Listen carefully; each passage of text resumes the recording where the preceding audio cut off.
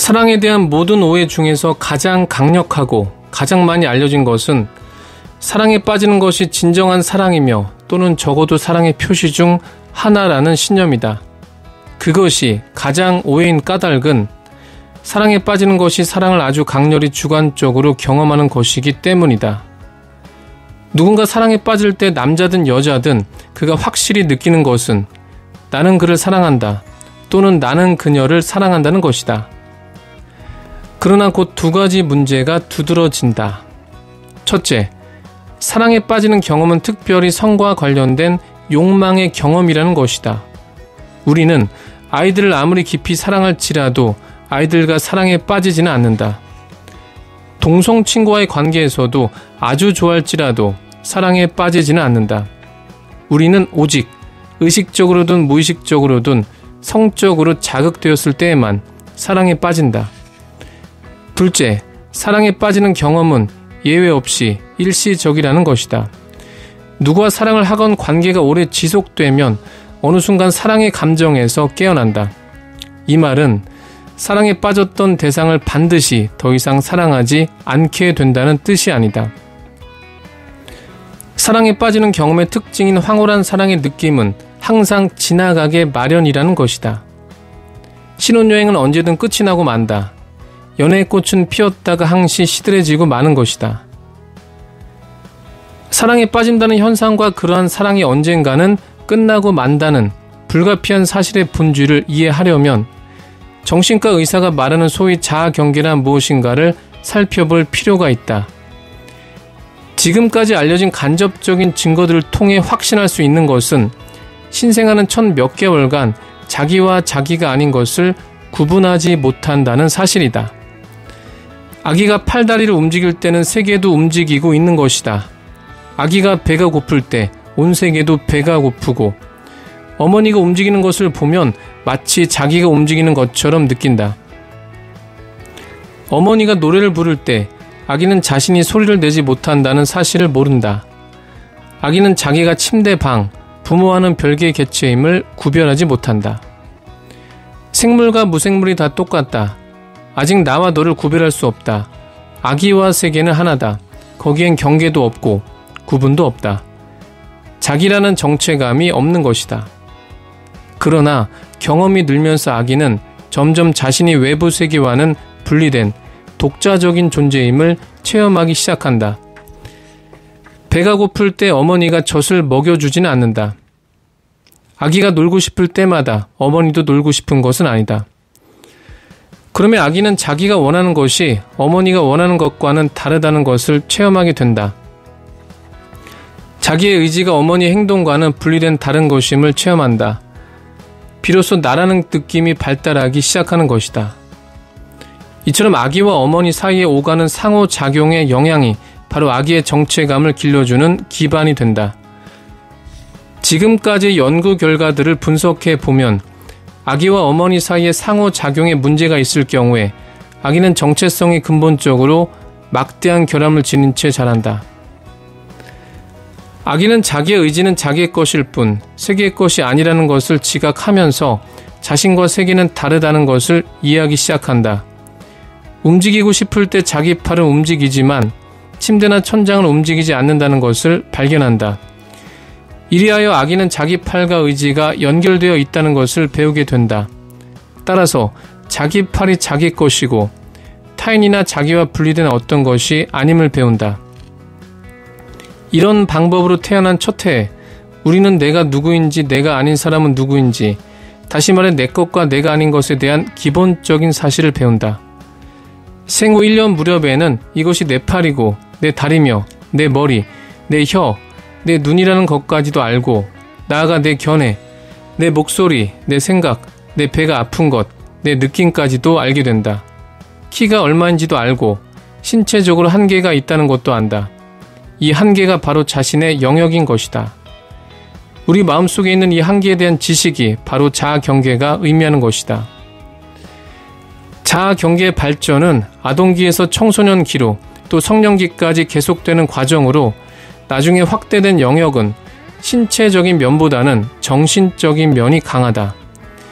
예를 들어 2~3살 무렵에 전형적으로 자기 힘의 한계와 타협하는 때다. 이전에는 자기의 소원이 반드시 어머니의 뜻과 일치하지는 않는다는 것을 알고 있다.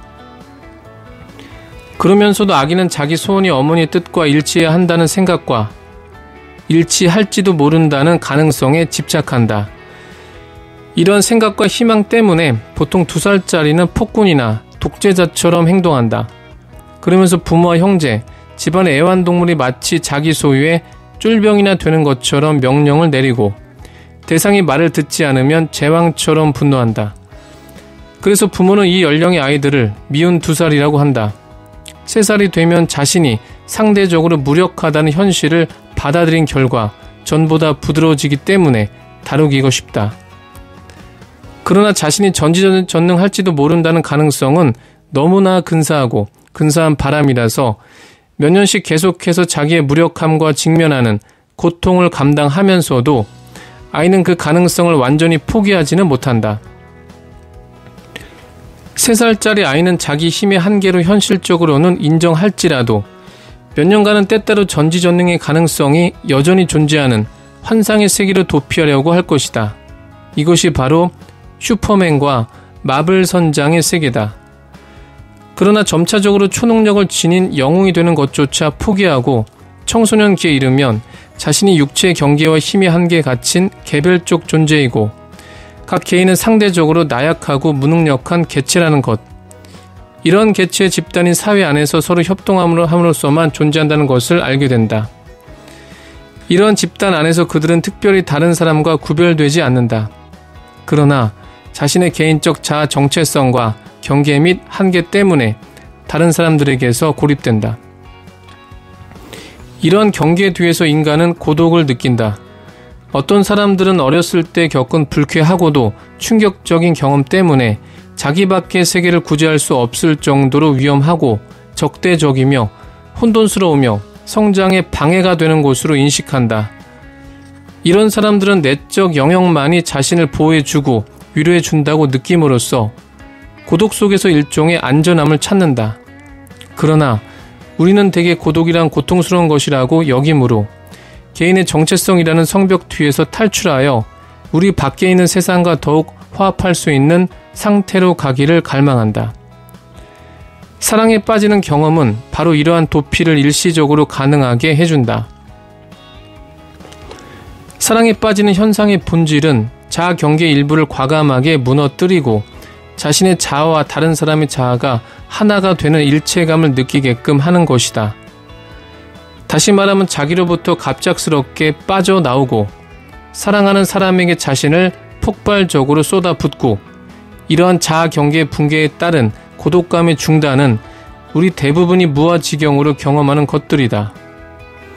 나와 내가 사랑하는 그 사람은 하나가 된다. 고독은 더 이상 존재하지 않는다. 어떤 경우에 사랑에 빠지는 행동은 일종의 퇴행이다.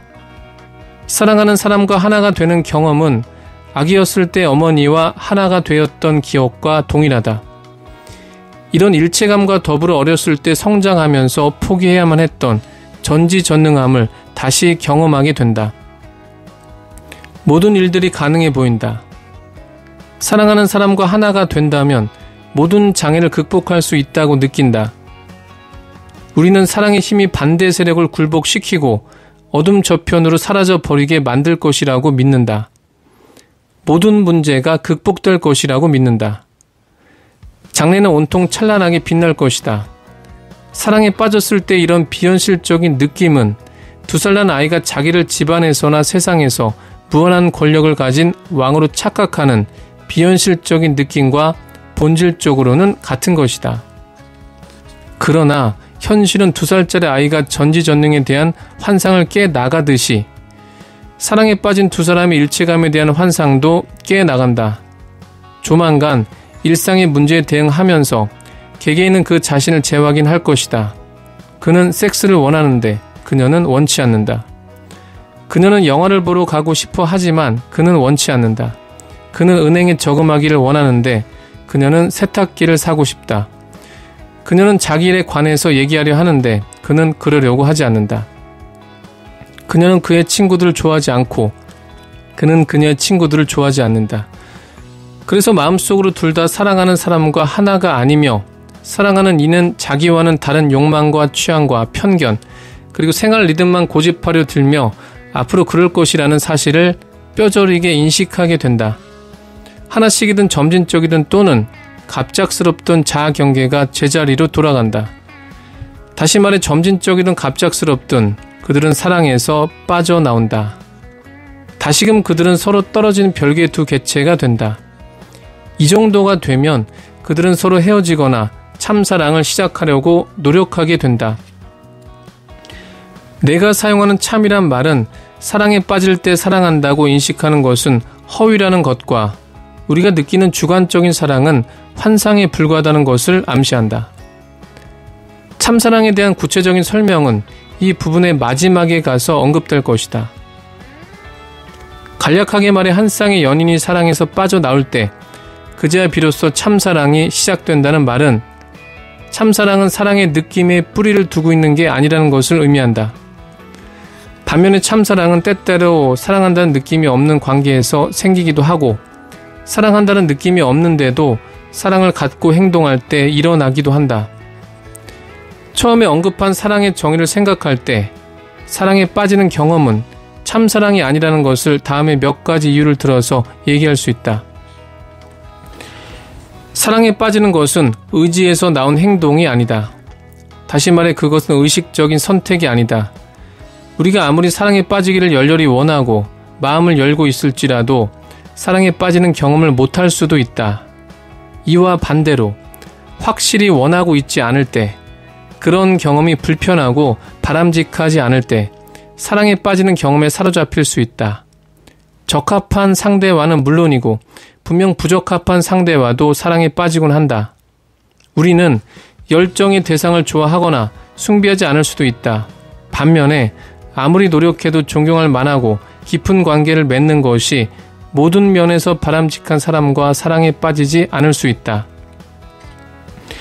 이 말은 사랑에 빠지는 경험이 훈육의 영향을 받지 않는다는 뜻은 아니다. 예를 들며 환자들이 정신과 의사와 사랑에 빠지듯 정신과 의사도 가끔 환자와 사랑에 빠지기도 하지만 그들은 환자에 대한 책임과 의무 때문에 자신의 자아 경계를 무너뜨리지 않으며 환자를 연애 대상으로 여기지도 않는다. 이런 자제력을 기르는 훈육 과정은 엄청난 갈등과 고통을 요구한다. 그러나 훈육과 의지력만이 그런 경험을 조절할 수 있게 해줄 것이다. 사랑에 빠지는 감정 자체를 피할 수는 없지만 그런 감정에 어떤 태도를 취할 것인지는 선택할 수 있다.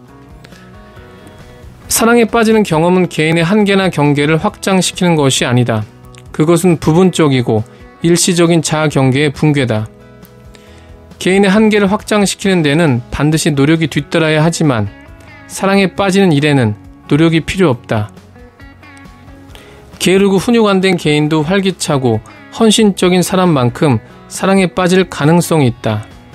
일단 사랑에 빠지는 소중한 순간이 지나고 자아 경계가 제자리로 돌아오면 사람들은 환상에서 깨어날 것이다. 그러나 그 누구도 그 경험 때문에 더 성장하진 않는다. 그런데 한번 확장되거나 늘어난 한계는 늘어난 상태를 유지한다. 참 사랑은 영원히 자신을 확대하는 경험이다.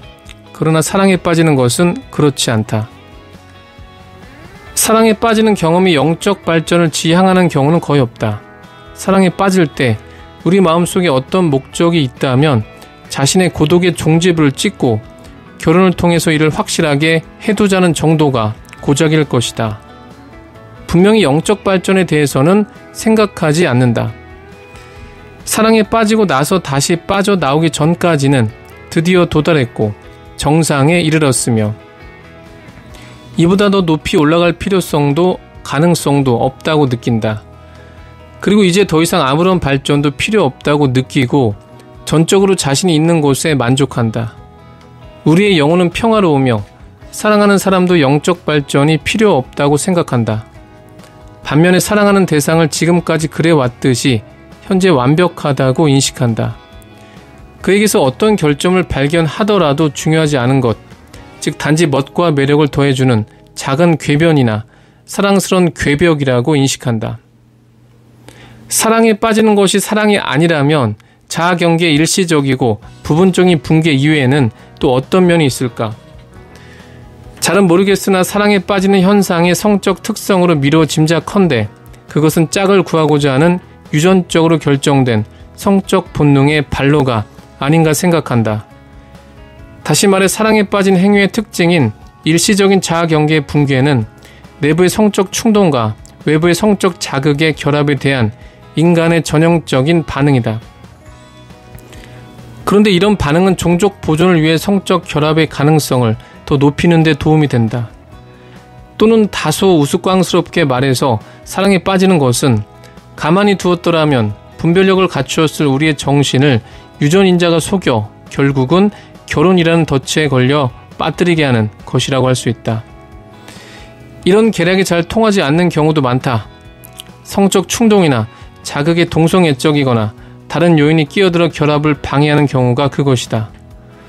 반면에 이런 계략, 즉 유아적인 결합과 전지전능 쪽을 향한 이 환상적이고 일시적일 수밖에 없는 퇴행이 없었다면 행복하든 불행하든 현재 기혼자 중 많은 사람들은 공포에 사로잡혀 결혼 소약이라는 현실에서 도망갔을 것이다.